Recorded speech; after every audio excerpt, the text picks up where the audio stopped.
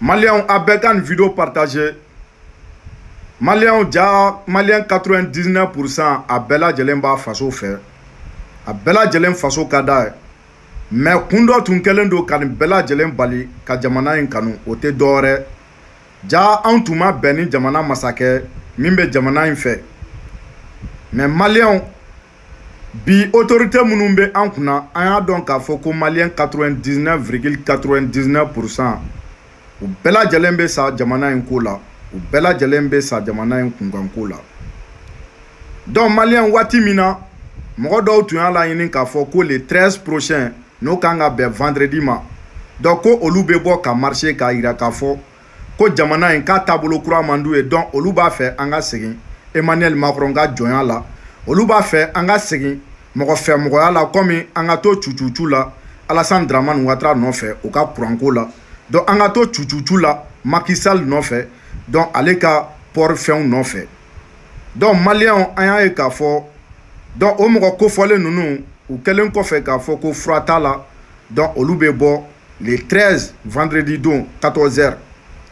Maliens an y'a ye k'a fɔ Maliens denw ka wuli ka jɔ bonya kojugu.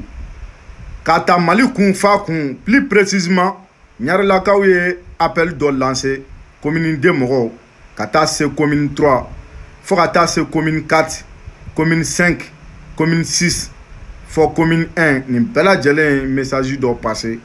Donc message min kɔnɔna na u y'a yira k'a fɔ donc u ka nin kɛlɛ u k'a to jeunesse bolo.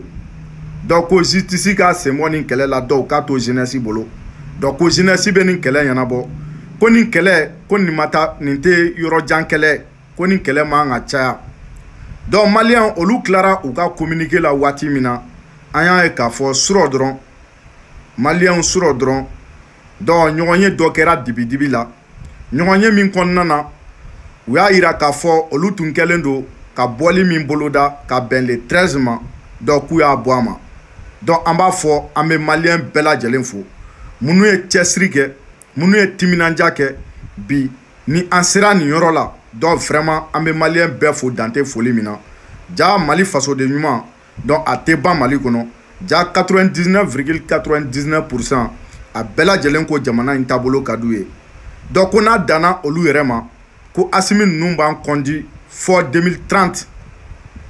Donc ko fosi t'a to ni Assimi ninnu bɛ taa ka bɔ fanga la. Donc ko Kidali libérelen kɔfɛ donc politiki kura bɛna ta politiki min b'a to donc olu yɛrɛ ka fanga tɔ donc Maliens denw bɛna kɔlɔsi pour que fɔ donna nataw la don min na Mali k'a fɔ